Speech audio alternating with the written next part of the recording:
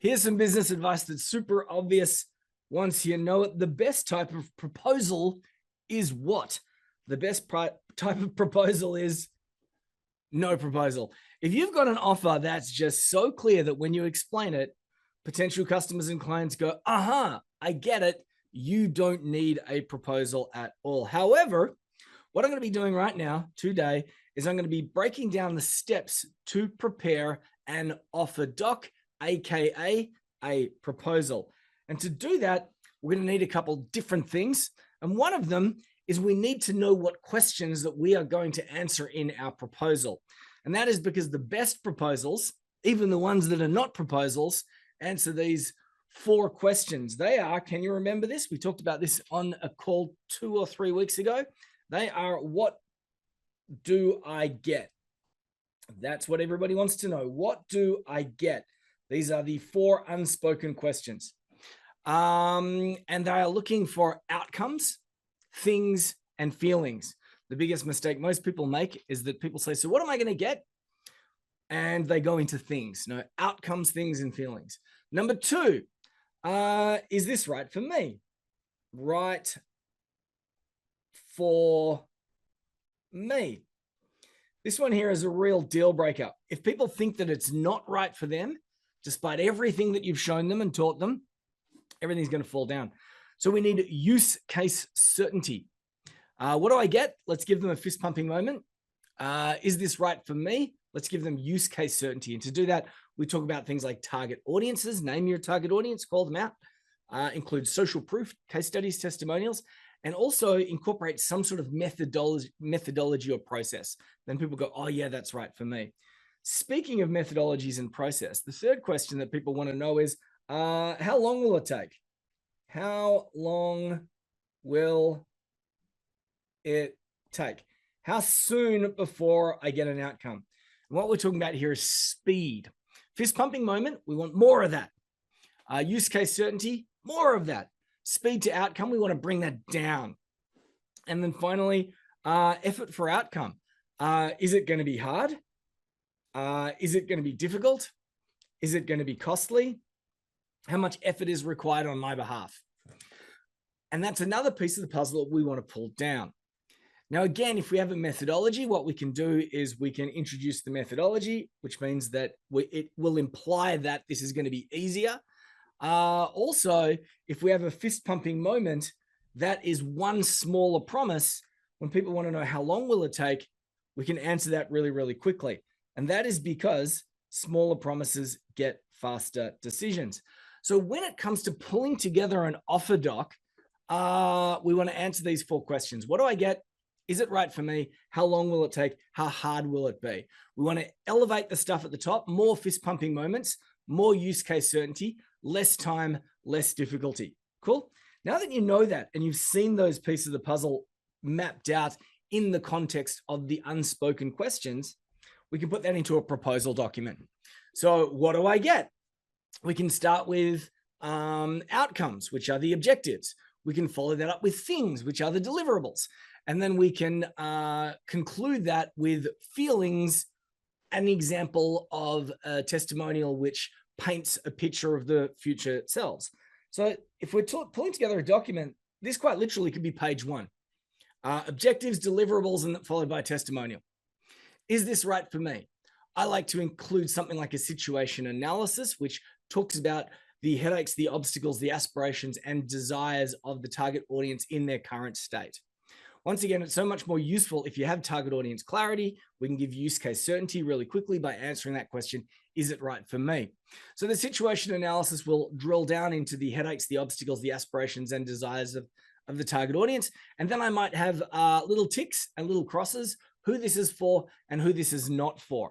And this is an opportunity to disqualify the wrong people, but it reinforces to the right people that they're in the right place. Another way to increase use case certainty is to have some sort of methodology where you demonstrate your process. Here is how we help target audience go from A to B. And then once again, we can conclude the page with a case study. This might be pages 2 and 3, depending on what goes into the document. How long will it take? This is where we might introduce things like the scope, or the milestones. This also might be the area of the document where you map your methodology. How long are things going to take? Now, if people are asking how long it's going to take, what you might like to do is you might like to map the first 30 days, or you might like to map the first steps that someone is going to go through.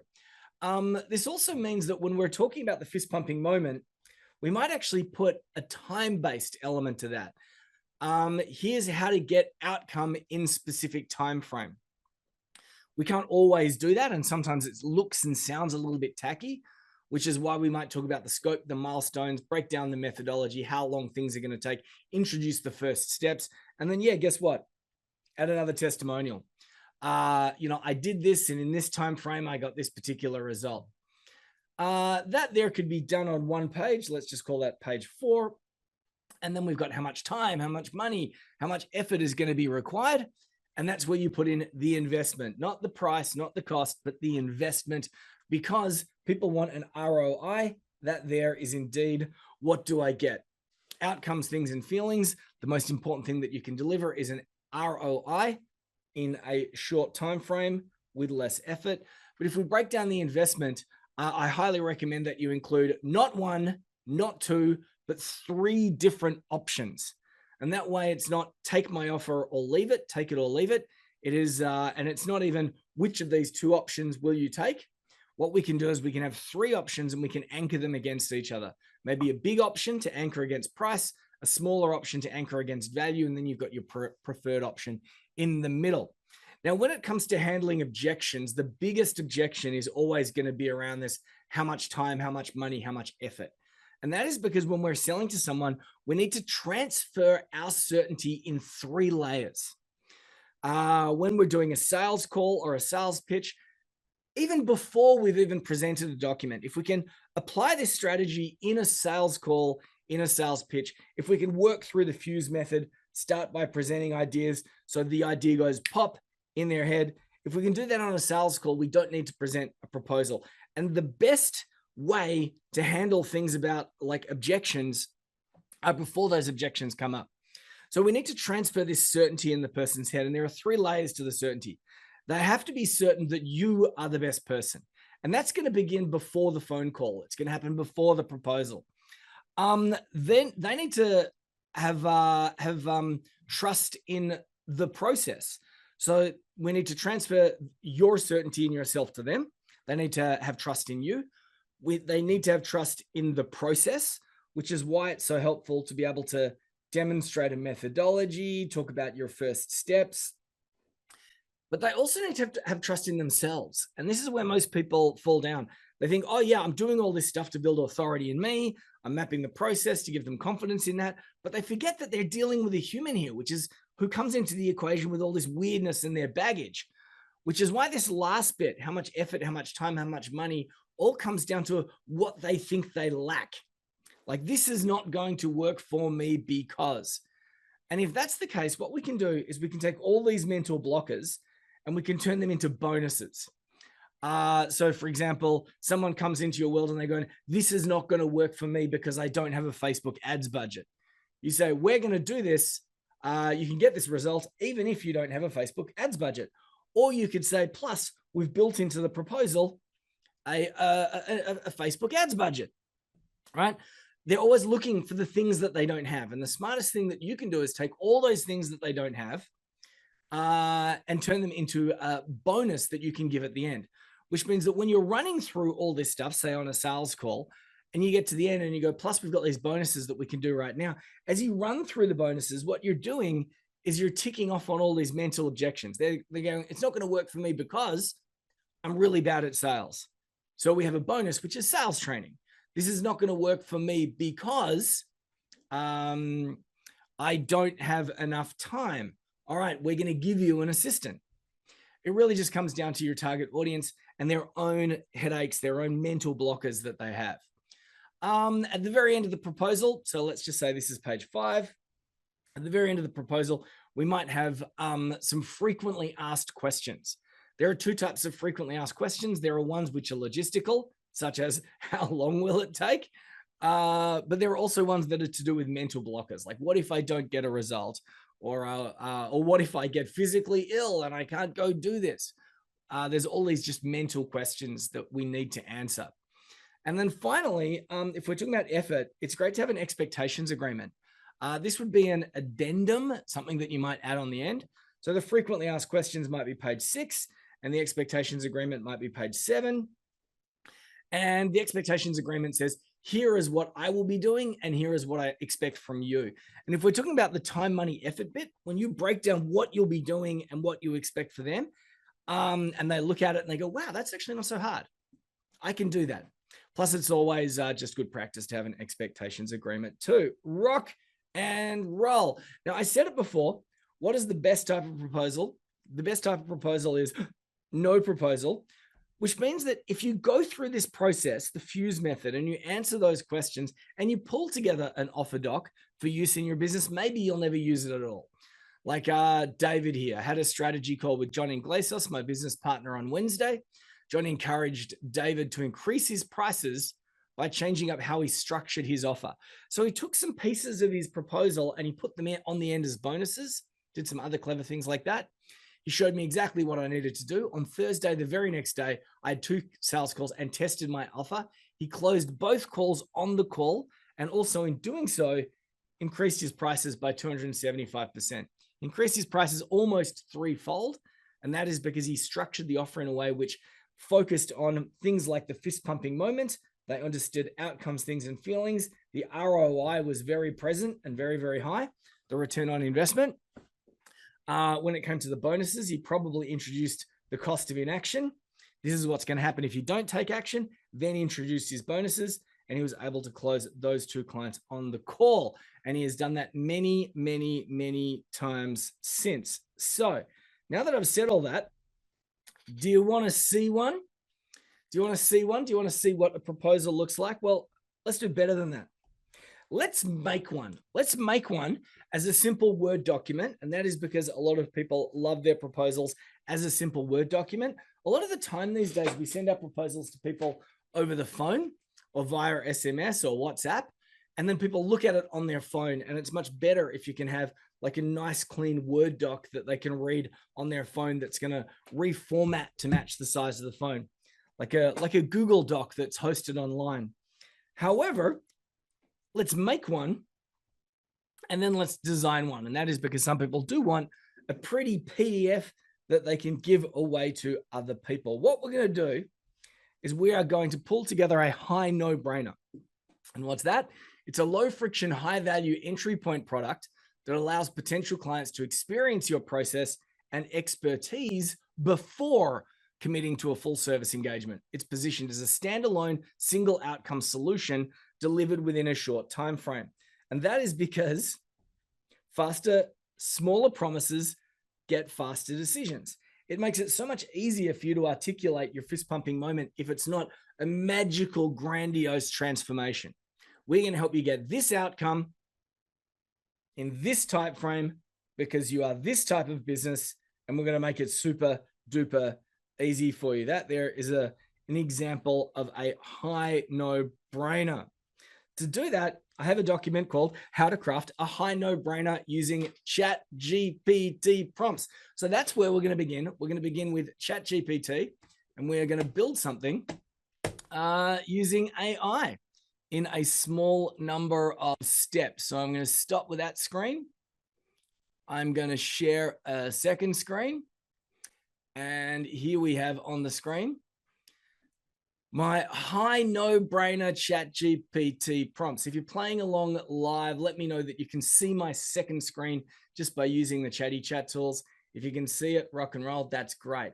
So I'm going to give you something called my fuse method, how to prepare a self-closing offer. And as you can see, as I scroll down the page here, fist pumping moment, use case certainty, speed and effort. And it goes into detail and it goes into examples, makes life a whole lot easier. If you're watching a recording of this, type the words worksheets and we'll get you the worksheets. If you're playing along live, use the word worksheets just so that I can see that you're with me, and I'll make sure that you get the fuse method. The second document that I've got is how to craft a high no-brainer. And you'll see as I dive down into here, what you'll see is that there's a whole bunch of prompts. If my business is what you do, and if my target is target, What is the most desirable win or outcome that I can help them achieve in 3 to 5 weeks? Ooh, rock and roll. Okay.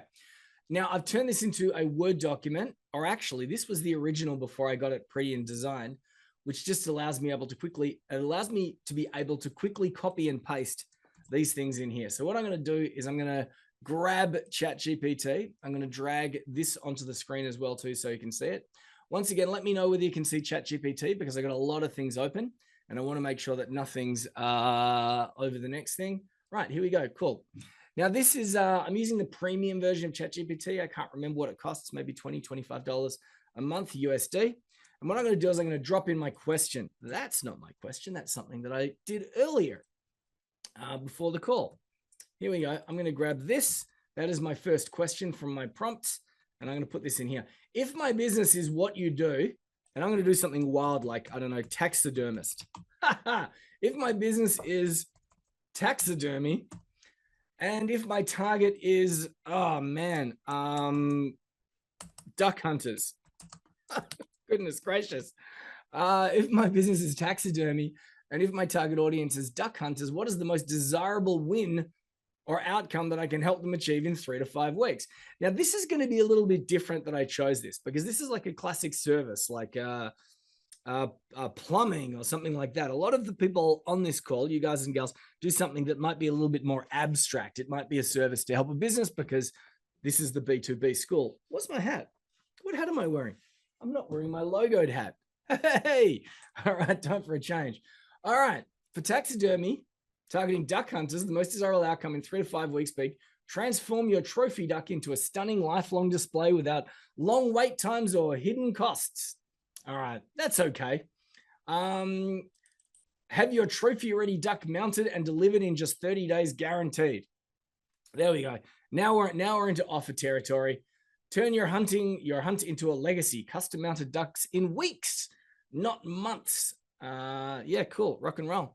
Let's have a look at my second one here. What do they really want in 7 words?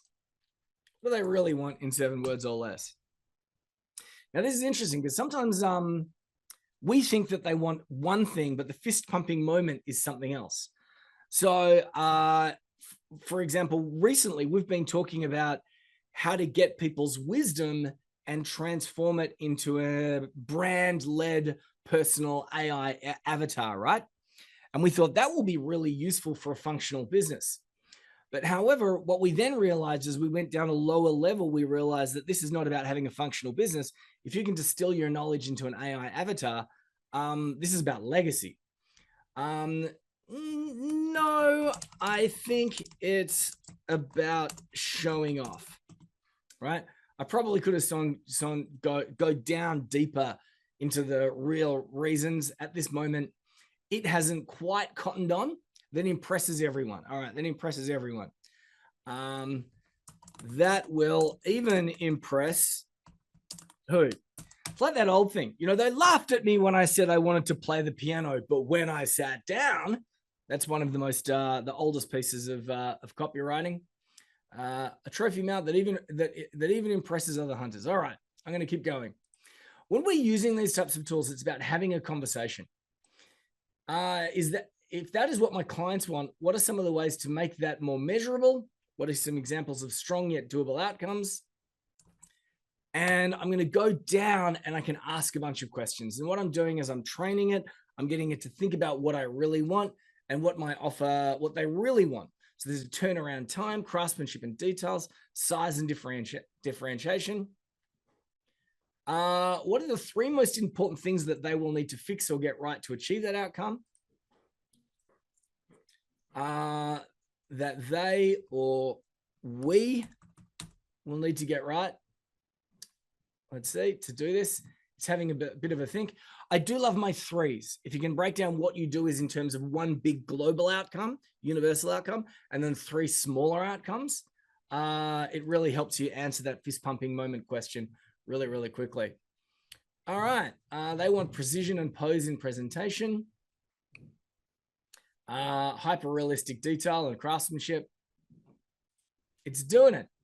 Now, I can talk about each of these things, and I might ask it to give each of these things a memorable name. And what I'm now beginning to do is I'm now beginning to take something which is a very commoditized service. Like I'm sure that there are tons of taxidermists that do duck hunting, but however, I want to turn it into something that's unique to me. So I'm going to say, give each a memorable name, describing each like a framework or a method. We want to take our ID, we want to IP, we want to codify it, we want to bottle it, we want to turn it into something really awesome. All right, the trophy pose method. Ensure the duck's position looks lifelike, dynamic, and trophy worthy. The true to life process.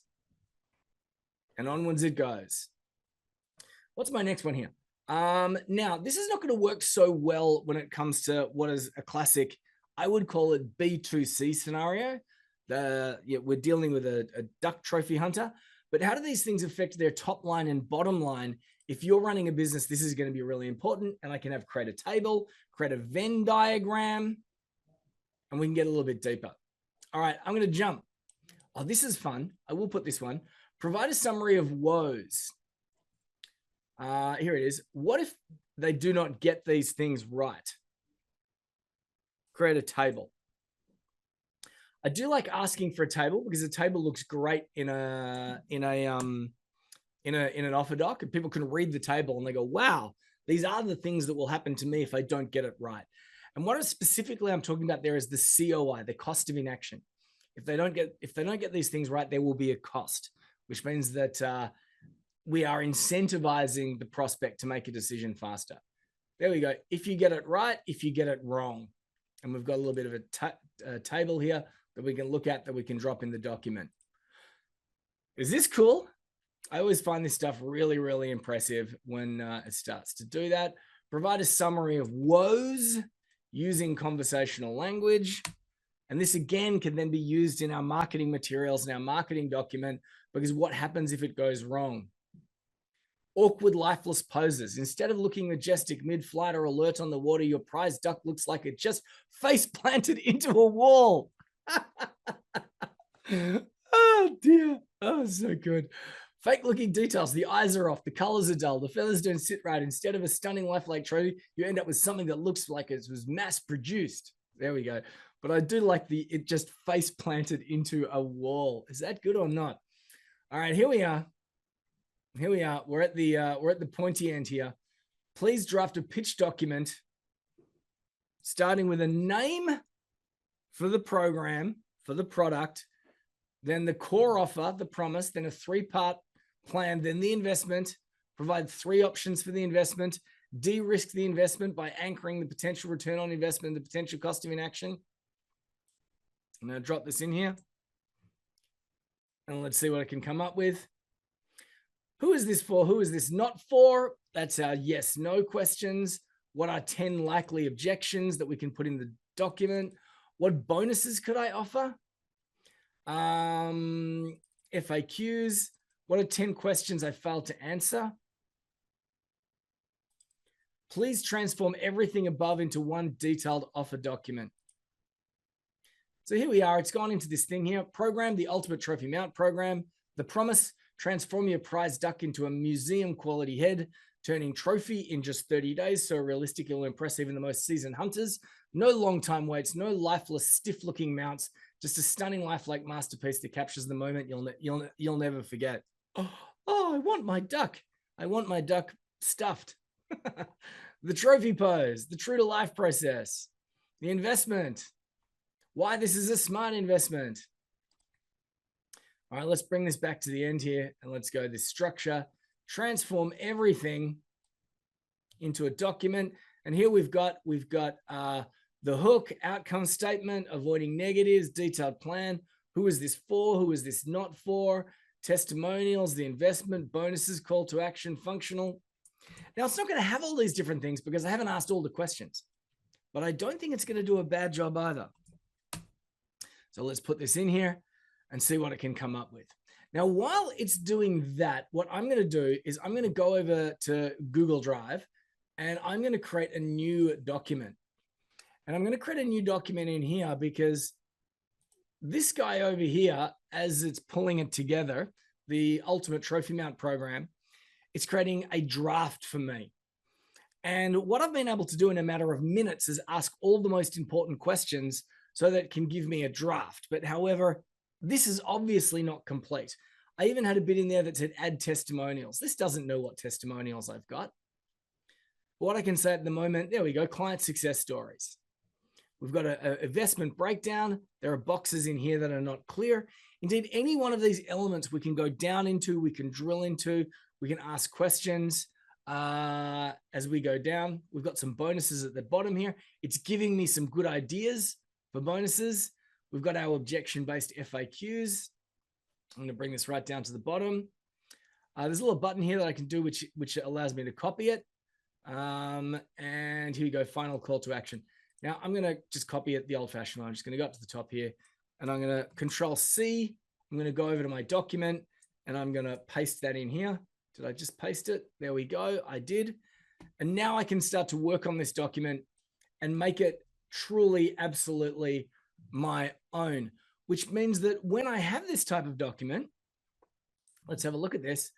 I can fairly quickly create something that I can give to someone super fast, which would be just be a Word document, something like that. And it's going to have all the details. It's going to answer all the different questions that they have. But I do know that some people will want a nice, pretty designed one. Now, there are a couple different options when it comes to the design. Does anyone want to have a guess what my options are when it comes to design? The first option that we have is that we can do it ourselves. And if we're going to do it ourselves, I just use Canva. You could go into Canva and you could go proposal template. And what it's going to do is it's going to give you a bunch of proposal templates that you can start with. I could probably call it, no, I'm not going to call it a pitch doc, whatever it is. You can have a look at these different things. I wonder if I could do proposal template taxidermy. Oh my goodness. That would be wild. No, it's not going to give me a proposal that's a taxidermy proposal, but it can give me a template that I can start with. So here's one here called proposal. This is a digital marketing proposal. Customize this template. It's going to open it up for me. And I can start by changing the colors and the pictures and all the other things that go with it. So for example, I'm going to go into, let me see, images, maybe photos. Let me have a look up down the left here. I know this would be very difficult to see. Photos, here we go. I will go taxidermy. And let's see what it comes up. All right.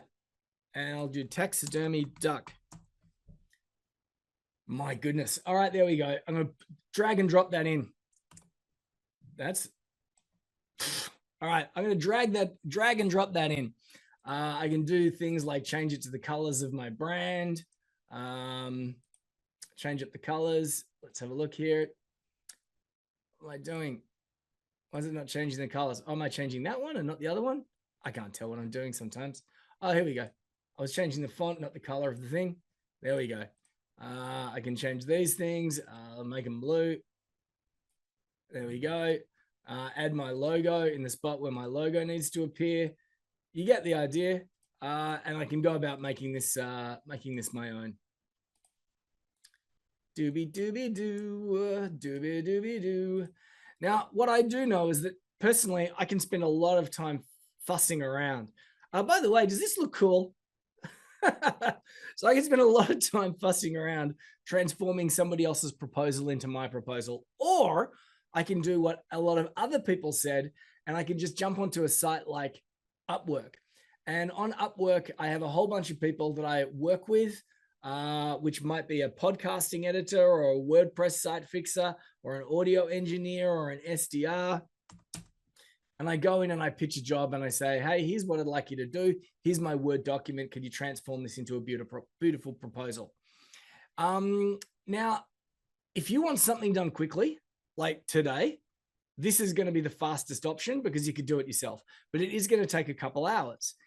If you want something done that you can get done again and again and again and have a reliable freelancer in your back pocket to be able to do all the different things that you want to be able to do, you just reach out and you go, Claudio, mate, can you do this? Can you do this thing for me or whatever it is? You've got someone and you can go back to them again and again and again. Upwork's the better option, but it takes a little bit of time to sort the wheat from the chaff and find the really good people. And then when you've got the good people, you can go back to them again and again and again. But sometimes I think that the easiest mid option is to go to Fiverr. And here's what I would do. I would go proposal design in Canva. Proposal design in Canva. And there'll be a bunch of people that will say, I will do a PowerPoint redesign, pitch deck, and presentation design in Canva. This one's $40. This one's $100. This one's $30. This one's $20. This one's $10.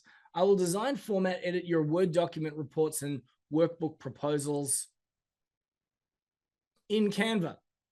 So what this person is basically doing is they're taking the Canva template and they're doing it for you. Now, I think that this is a really good mid-stage strategy. And the reason why is that you can hire someone for $10. They go do it for you. And when the job is completed, you ask them to supply the Canva file. And then you end up getting your Canva link, which I'm going to click. And this is the document in Canva. This person's done frictionless sales, 9-week accelerator.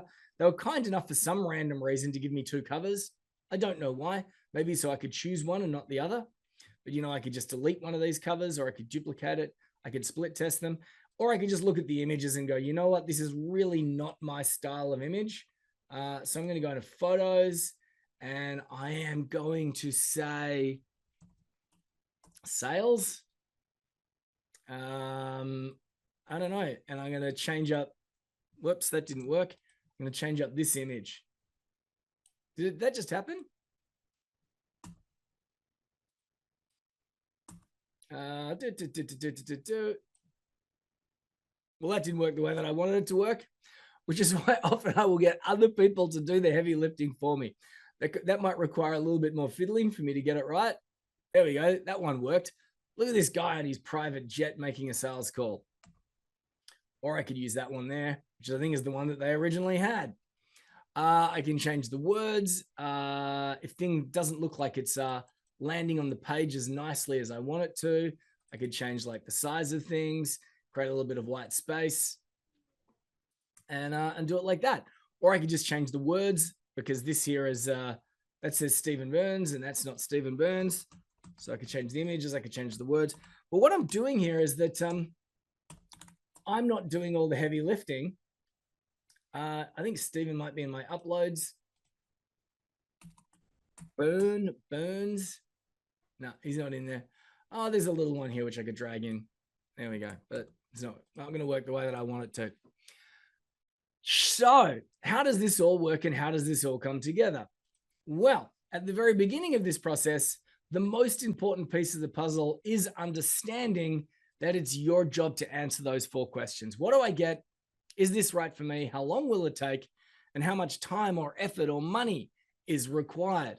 So the first step always in your world is to sit down and answer those questions. However, what you will have seen is that I created a prompt, or at least a set of prompts, which are going to help you answer those questions. The final prompt will transform it into a first draft proposal, at which point you want to tweak, you want to refine, you want to add your own testimonials and case studies. And final, last but not least, get a design done. And there are different ways to do this, using Upwork, using Canva, or indeed, as I just suggested, just jump into the Fiverr shop and get someone else to do a first draft. Because here's the thing, your time is precious and your expertise is probably not in putting together proposals or designing things. And if that's the case, find other ways, tools, tactics, frameworks to help other online platforms or online resources do the heavy lifting for you. And that is how you can pull together your own proposal on a Word document or designed in minutes, not hours.